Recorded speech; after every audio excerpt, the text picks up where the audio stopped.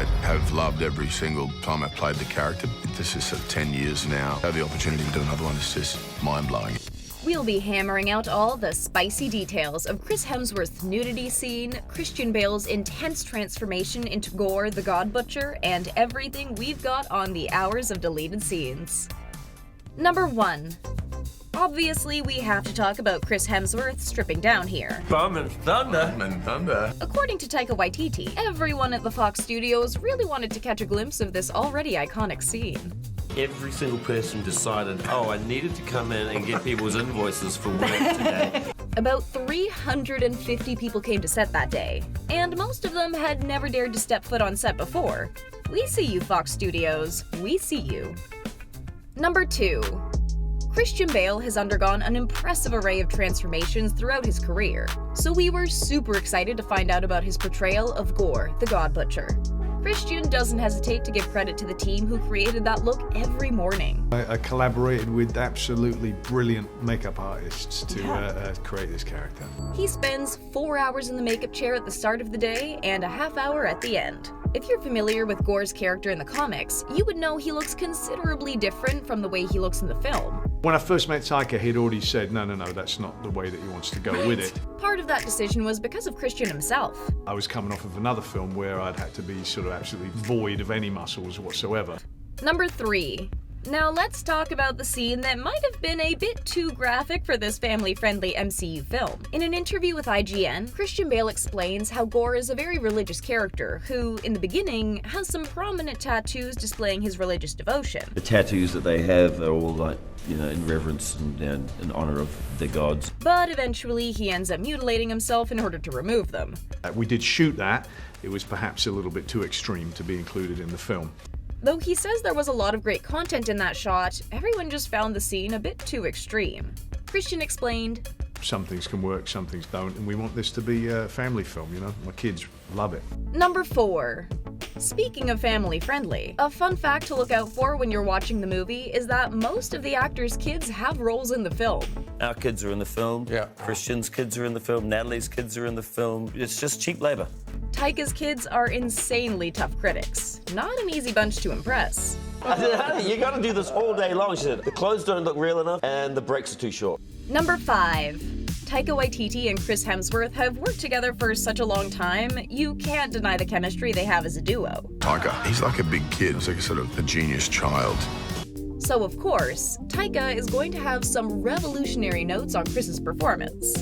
Don't do it like that again. Or I'd be like, oh, can I try something here? He goes, sure, if it's better than my writing, great, do it. When they were mixing the sound, the actors had to re-record a good handful of lines because Taika couldn't stop laughing in the background.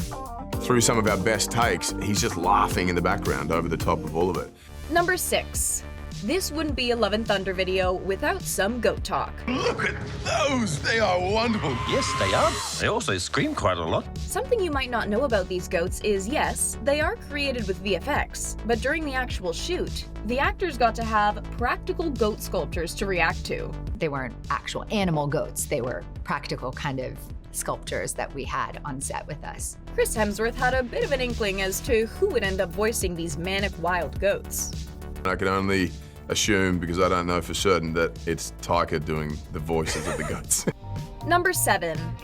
In the film, Natalie Portman's character Jane is 6'3", though Natalie herself is only 5'3". In order to practically get her to rise to that height, the crew built decks for her to walk on. When she would have walking scenes, there'd be like risers that she would be on, and they'd be like, okay, bring in the deck for Natalie. Number 8. Unsurprisingly, Chris Hemsworth and Taika Waititi love to go off script. In true Taika Waititi style, we go off the page and he sits behind the camera and giggles. Obviously, we would love to see some of this improv, but of course, Taika doesn't give himself enough credit. Probably one of the worst films ever made. That's the 8-hour version. Number 9. Who's making an appearance in this movie? It's the big question everyone wants the answer to before the film actually comes out. What can I say? There are definitely cameos. Well, before the movie did premiere, Taika kept all the cameos under lock and key, but he did give us a little snippet of crucial information. I'll give this away. There's some from the last film that are coming back. And if we're being honest, essentially a lot of the cameos are friends of the cast and crew. Who's around? Who's in town? Who wants to come and play for a day or two for not much money? Number 10. Did you know there are at least 2 hours of unseen footage that was cut from the movie?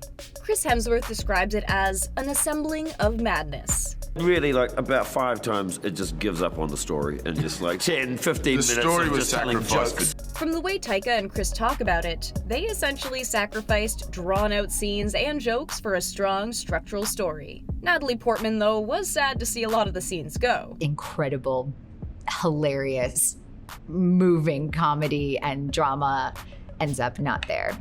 Like Natalie, we also pray that some of this footage ends up being released as bonus features. There are so many things in there. I mean, one day it should be. We need a director's cut. Number 11. There is some great bro chemistry between Taika and Chris. So much, in fact, that Taika commemorated his time on set with a very special tattoo. It would say, I love CH. And I did that tattoo. That's how I commemorated my time in the Yeah. MCU. Number 12. Because of all the vigorous training the cast had to go through to prep for this movie, they would often take ice baths to revitalize their muscles and energy. But once you get out, you feel awake and I don't know, it's great. When Tessa Thompson heard about how hard it was for all the guys on set, she decided to turn it into a competition. And Chris is like, oh, I finally got up to 2 minutes or 3 minutes. So I was like, I'm gonna get up to 4. To this day, Tessa is still the reigning ice bath champion. Number 13. Taika Waititi was known to make daily changes to the script. I think that it must be frustrating working with me, maybe. The actors would come in and he'd hand them a completely new draft to work with. Oh, sorry. There's all these changes I've made. Eventually, they just decided they wouldn't even bother to learn their lines before coming in. And I think the actors eventually just kind of gave up. Number 14.